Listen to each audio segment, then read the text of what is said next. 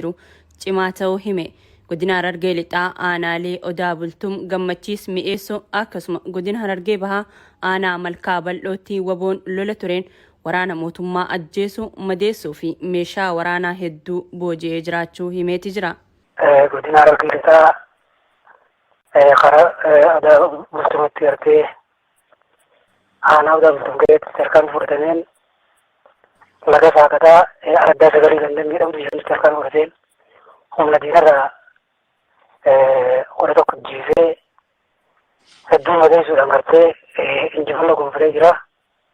Kana duras naannuma godina Harargee lixaa kana gartatti gama dhummatatti tarkaanfii fudhateen loltoota diinaa baay'ee ajjeesee hedduu madeessuudhaan meeshaa garaagaraa booji'ee ture. Naannuma saaqataa ammallee gara waldaa raammisii fi saaqataa sanatti tarkaanfii fudhatee martee loltoota diinaa hedduu ajjeesuudhaan irraa baay'ee madeessee meeshaa garaagaraa booji'aa ture. Achumaan gartee gara godina Harargee bahaa karaa Malkaa Bal'ootti tarkaanfii fudhateen naannoo waldaa raammisii fi Oomachoo irratti tarkaanfii fudhateen loltoota diinaa baay'ee ajjeesuudhaan hedduu madeessaa ture. Bifuma kanaan aanaa Gammachiittis tarkaanfii fudhateen loltoota diinaa hedduu ajjeesuudhaan hedduu madeessee meeshaa garaagaraa booji'aa ture. Sochiin waboo naannichatti jabaataa deemuun mootummaa muddaa akka jirus himeeti jira. Ajajaan kun Cibraan Elimoo Qilxuu tarkaanfii fudhataa jiruun humnoota mootummaa irra kasaaraa jabaa geessisaa akka jiru waboon beeksiseeti jira. Dabballoonnii fi deeggartoonni mootummaa waraanni bilisummaa Oromoo akka Harargee hin seenne goonee jaanii dhaaddataa turan sobaa kan jiru ajajaan kun kanaaf ragaan injifannoo waboon galmeessaa jiru akka ta'e dubbata. Mootummaan waan raawwachuu hin dandeenyee fi hin raawwatin raawwadhe jee ololuun amala isaa ta'ee jee jira. Kanarratti waliin jiru dhugaadhaa diinni gartee miidiyaa qabutti fayyadamee waan garaagaraa jechuu danda'a. Garuu ragaan qabatamaan lafa jiru tarkaanfii waraana bilisummaa Oromoo yeroo garaagaraa fudhatu inni kun ragaa guddaadha. Uummanni Oromoodhaa nuti isa sosoonu ragaa waraana bilisummaa Oromoo guddaadha. Isaan yeroo garaagaratti waraana bilisummaa Oromoo balleessinee dhabamsiifnaa duubuma amma gartee guddaa amma banan kana keessatti opereeshinii gartee amma banan ijaa tokko keessatti waraana bilisummaa Oromoo guutuu Oromoo irraa ni balleessine yoo dhattachaa turani isaan kun kanuma jechuudha gartee waan hin dandeenye ni dandeenya jechuu waan gartee hin dhabamsiifne dadhabsiise jechuu aaduma isaaniiti. Qeerroo fi qarreen Oromoo jijjiirama dhiigaan fidanii ganaman deebifachuuf waboo cimsuu akka qaban ajajaan waboo zoonii bahaa kun dhaameeti jira. Ilmaan Oromoo waraana mootummaa keessa jiranis mooraa qabsoo Oromootti akka dabalaman yaamicha taasiseeti jira. Koloneel Gammachuu Ayyaanaa guyyaa kaleessaa dhaddacha ijibbaataa mana murtii waliigalaa federaalaatti dhiyaatane. Guyyaa kaleessaa Koloneel Gammachuu Ayyaanaa mana murtiitti kan dhiyaatan ta'us abbaan alangaa osoo hin dhiyaatin hafee jira. Muhammad Fantaallee dabalata qaba. Himannoo Koloneel Gammachuu Ayyaanaa ilaalchise abbaan alangaa jala murtii manni murtii waliigalaa yeroo dabarse komachuudhaan iyyata dhiyeeffatee ture. Beellama kanarrattis Koloneel Gammachuu Ayyaanaa dabalatee abukaatonni isaanii kaleessam argamanii akka turan gorsaa seeraa fi abukaatonni hidhamtoota siyaasaa Oromoo obbo Tuulii Baay'isaa Oromiyaa Miidiyaa Neetworkitti himanii jiru. Namoonni galmee kanarra turan namoota shanidha kan abbaan alangaa qabatee ittiin deemaa jiru. Namoota kana keessaati tokko Kiisii Qixxumaa kan jedhamudha. Inni bilisaan erga manni murtii olaanaa gallakkisee ala jira jechuudha.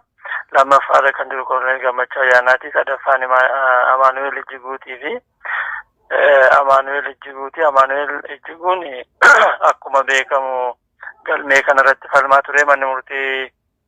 Iyyannoon garee abbootii alangaa sun galmee namoota shanii kan qabatu ta'uu kan ibsan obbo Tuuliin himannaa sana keessa namootni turan obbo Kiisii Qixxummaa, Osmaan Hasanii fi Lammeessaa Taakkalaa bu'uuruma ajaja mana murtii olaanaatiin hiikamanii akka jiran yaadachiisu. Dargaggoo Amaanu'eel Ijjiguu ammoo waggoota fisaa waliin hidhamee kan ture ta'us erga manni murtii olaanaa federaalaa bilisa isa baasee boodam gara qe'ee isaatti galaa osoo jiru magaalaa Naqamteetti konkolaataa irraa buufamee erga ajjeefamee ji'ootni hedduun dabruu dubbatu obbo Tuuliin. haa ta'u malee galmee oliiyyannoo abbaan alangaa Koloneel Gammachuu Ayyaanaa ilaalchisee fudhate kana keessatti namoonni hiikamanii fi lubbuun dabran illee ni argamu jedhu. Guyyaa kaleessaan Koloneel Gammachuu Ayyaanaa mana murtiitti kan dhiyaatan ta'us abbaan alangaa osoo hin dhihaatin hafeera. Abukaatonni Koloneel Gammachuu gama isaaniitiin yeroon isaaniif kenname gabaabaa waan tureef deebii barreeffamaa dhiheessuu akka hin dandeenye himanii iyyannoo sana ilaalchisee komii qaban mana murtichaaf afaaniin ibsatanii jiru. Manni murtichaas Koloneel Gammachuu erga haasofsiisee booda borutti beellama qabachuun poolisiin sababa ajaja mana murtii raawwachiisuu dadhabe barreeffamaan deebii akka dhiheeffatu abbaan alangaas guyyaa sanarratti mana murtiitti akka dhihaatu ajaja dabarseera. Ajjechaan waraanni mootummaa qabata opereeshinii farra riphee lolaatiin bobbaafame Oromiyaa keessatti raawwataa jiru hammaatee jiru jiraattonni tibbana waraanni bilxiginaa godina Shawaa Lixaa aanaa Gindabarat ganda qarree doobbiitti namoota nagaa 12 ajjeesuun 3 ammoo madeessuu jiraattonni har'a Oromiyaa miidiyaa neetwoorkiif yaada isaanii kennan ibsanii jiru. Namoonni ajjeefaman kunneen reeffi isaanii bosonatti gatamuun bosona bulee jiru jiraattonni odeeffannoo kana laatani. Reeffa bosona bulee keessaa reeffi namoota 4 argamee fudhatamee jira jaani jiraattonni. Namoota ajjeefaman kanneen keessaa barattuu kutaa 9ffaa Sicaalee Jifaar, barataa kutaa 10ffaa Zalaalam Abarraa, barataa kutaa 9ffaa Abrahaam Tiksaa fi manguddoon abbaa ijoollee 9 obbo Mul'ataa Bukkaa ni argamu. Namoonni maqaan isaa ofiisaa Zallaqaa Jaamoo ammoo warreen madaa'an keessaa tokko ta'uu jiraattonni himanii jiru. Namoonni ajjeefaman kun barattootaa fi qonnaan bultoota nagaa kanneen dhimma siyaasaatiin wal qabatu irraa bilisa ta'an ta'uu jiraattonni eeranii 8 qabata waraana bilisummaa Oromoo wajjin iccitii qabduutiin haala suukkanneessaan waraana mootummaatiin duguugaman jiru. Gabaasaan kan Muhammad Fantaallee ture. Hayyuun seenaa fi aadaa Oromoo obbo Sintaayyoo Tolaa Qaanaa dhibee tasaa isaan mudateen lubbuun isaanii dabruun himame. Obbo Sintaayyoo Tolaa hayyuu Oromoo guddaa umrii isaanii walakkaa seenaa fi aadaa Oromoo qorachuutti dabarsan ta'uutu himama. Sirni gadaa hambaalee beekumsa killiyyaa yuuniskootti galmaan keessaa tokko akka ta'uuf waraqaa qorannoo adda addaa hojjechuun adda durummaan qabsaa'uun milkaa'uu isaanii kan ragaa ba'u biiroon aadaa fi turizimii Oromiyaa Oromoon hayyuu guddaa tokko dhabee jechuun ibsa gaddaa baase keessatti himee jira. Ogummaa qabaniin uummata isaanii tajaajiluun cinatti hoggansa biiroo aadaa fi turizimiitii hanga qorataa ta'utti tajaajilanii jiru. Obbo Sintaayyoo Tolaa kabaja ayyaana Irreechaa yuuniskootti galmeessuuf hojiirra kan jiran yoo ta'u, Irreechi malkaa Finfinnee bakka isaatti akka deebi'uuf adda durummaan hojjetanii milkaa'anii jiru jaame. Sirni gadaa imaammata barnoota biyyattii keessatti akka barnoota tokkotti akka baratamuuf gaafatanii sadarkaa mootummaa naannoo Oromiyaattis barnoota sadarkaa duraa keessatti akka baratamuuf kitaaba barnoota gadaa qopheessanii jiru. Yuunivarsiitii Bulee Horaa keessatti sirna gadaa fi gaggeessummaa sadarkaa daayirikteeriitiin kennuu isaaniitiin cinatti qorannoolee beekumsa Oromoo irratti dabalataan hojjechuuf giddugala qorannoo of danda'a wiirtuu qorannoo fi qo'annoo Oromoo dhaabbata jiru hundeessuun hojiitti seensisanii turani. Obbo Sintaayyoo Tolaa fooramii fi waltajjiilee qorannoo adda addaa irratti waraqaa qorannoo dhiyeessuudhaan seenaa Oromoo sadarkaa biyyoolessaa fi idil addunyaatti akka beekamuuf hojii guddaa nama hojjetanidha jaame. Hayyuun Oromoo obbo Sintaayyoo Tolaa abbaa ijoollee 2 yoo ta'an kaleessa waajjira isaanii keessatti sababa hin beekamneen lubbuun dabranii jiru. Obbo Sintaayyoo Tolaa laaqana nyaatanii waajjiratti erga deebi'anii booda of dadhabuun kufuu isaanii kan himamu hanga ammaatti sababni du'uu isaanii adda ba'ee hin himamne. Fiinxaaliyiin Amaaraa fi deeggartoonni garichaa magaalaa Finfinnee manneen barnootaa afaan Oromootiin barsiisuu hin qaban jechuun manneen barnootaatti hokkara kaasuu itti fufan jedhame. Barsiisonni, barattoonni fi maatiin barattoota Oromiyaa Miidiyaa Neetwoorkiif har'a yaada isaanii kennan fiinxaaliyiin Amaaraa fi deeggartoonni isaanii sababa kanaan adeemsa baruu fi barsiisuu manneen barnootaa magaalattii gufachiisaa jiru jedhani. Manneen barnootaa magaalaa Finfinneetti afaan Oromoo barsiisuu hin qabani. Faaruun Oromiyaa faarfamuu hin qabu. Barreeffamni afaan Oromoo barjaa manneen barnootaa magaalattii irratti barreeffamuu hin qabuun ejjannoo garee fiinxaaliyyii kanaa akka ta'e himani.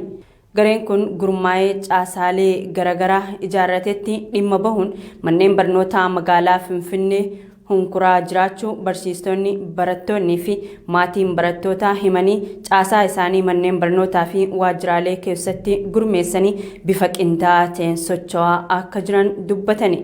Murni jibbaa kun hanga manneen barnootaa humnaan seenanii alaabaa buusuu faaruu afaan Oromoo dhaabsisuutti gahee jira jedhani. Biiroon barnootaa magaalaa Finfinnees ta'ee warri seera kabachiisu gochaa garee kanaa calliseetuma ilaalaa jiraachuu komatu. Gochaan fiinxaaliyyii Amaaraa fi deeggartoota isaanii akkasumas callisuun bulchiinsa magaalaa Finfinnee akkaan nu mufachiisee jira jedhani barsiistonni, barattoonni fi maatiin barattootaa. Barruun The Economist himannaa gaazexeessaa isaa Itoophiyaa irraa gabaasu Tom Gardiner irratti dhiyaatee fi ari'atamuu isaa balaaleffate. The Economist kana kan balaaleffate ibsa kaleessa baaseeni. Muhammad Fantaallee gabaasaa bal'aa qindeessee jira. The Economist himannaa gaazexeessaa isaa Itoophiyaa irraa gabaasu Tom Gardiner irratti dhiyaatee fi ari'atamuu isaa balaaleffachuu isaa miidiyaaleen idil addunyaa gabaasaa jiru. Tom Gardiner riippoortara cimaa naamusa gaazexeessummaa sirna olaanaan hordofuun dalaguudha jedheem The Economist. Gabaasaa BBC'n qabatee baheen barruun The Economist ibsa baaseen muummeen ministeera Abiy Ahmad yeroo aangootti dhufan mirga yaada ofii bilisaan ibsachuu akka kabachiisan dubbachuu isaanii eeruun mootummaan Itoophiyaa yaada kana dura ibsa kabajuun hojiitti hiikuu akka qabu gaafate. Murteen Itoophiyaa eeyyamam gaazexeessichaa dhoorkuu sochii miidiyaa to'achuuf sochii taasifamu jechuun qooda fudhattoonni siyaasaa qeeqaa jiru. The Economist akka ibsetti erga heeyyamni isaa haqamee booda gaazexeessichi biyyaa bahuuf sa'aatii 48 qofa akka qabu addeesse. Erga waggaa dabree waraanni kaaba Itoophiyaa jalqabees mootummaan Itoophiyaa gaazexeessitoota fi morkattoota siyaasaaf haala rakkisaa uumeera jedhamuun qeeqni jajjabaan ka'aa jiru. Gaazexeessitoonni himannaa sababa lolaan badiiwwan garaagaraa raawwataniiru jedhaman qaaman dhaqanii gabaasuuf rakkachuu ibsuun komii dhiheessaa jiru. Dhaabbanni mirga gaazexeessitootaaf falmu CPJ'n labsii muddamaa jalqaba waggaa kanaa labsame mootummaan gaazexeessitoota hidhuuf itti dhimma baheera jechuun qeeqaa ture. Akka fakkeenyatti gaazexeessonni ONN Dasuu Duulaa fi Biqilaa Manuu yeroo labsii muddamaa hidhamanis ammallee hidhaa jiraachuu CPJ'n gabaasee ture. Gaazexeessitoonni himannaa hanga du'aatti adabsiisuun himatamanii sarbama mirga namoomaa cimaaf saaxilamanii jiraachuus CPJ'n tibba dabre gabaasuun ni yaadatama. Himata birootiin gaazexeessitoonni kunneen miseensota ABO kaan waliin guyyoota muraasa dura mootummaa fonqolchuuf socho'aniiru jedhamanii himanni irratti banameera. Kanaan duras gaazexeessaan New York Times gabaasaa loogee dhiheessa jedhamuun eeyyamni isaa haqamee biyya akka bahu taasifamee ture.